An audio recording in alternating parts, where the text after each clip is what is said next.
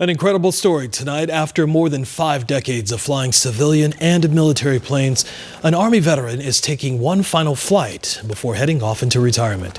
12 News journalist Tricia Hendricks takes us to Mesa tonight for that final takeoff.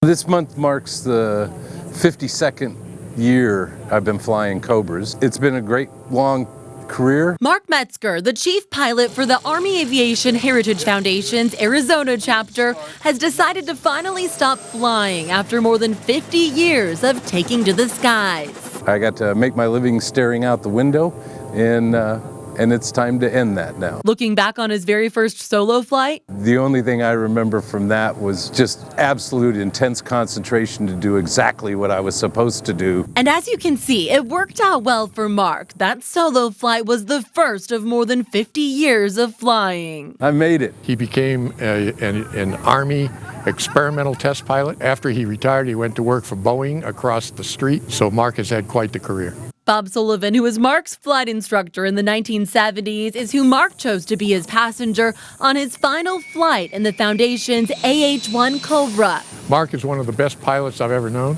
We started it together, we'll just end it together. It's kind of momentous in a way to be able to fly with a gentleman that I qualified in the aircraft over 50 years ago on his last flight as pilot in command in the same aircraft. As this final chapter comes to a close for Mark, he reflects on how safety measures have changed over the past 5 decades. We're significantly safer than we were back then. And how the technology has advanced. It's all right here. And for backup, I have an iPad. But it's the memories he shared with friends like Bob that mean the most. Where you're with just a couple of you, you're just enjoying the flight. You're just enjoying the beautiful surroundings that you have and the freedom of flight. There were some he'd like to forget. Where you're terrified for a bit, but that works itself out and we have selective memory as pilots. But it's those beautiful memories he'll hold close to his heart forever. Those moments are just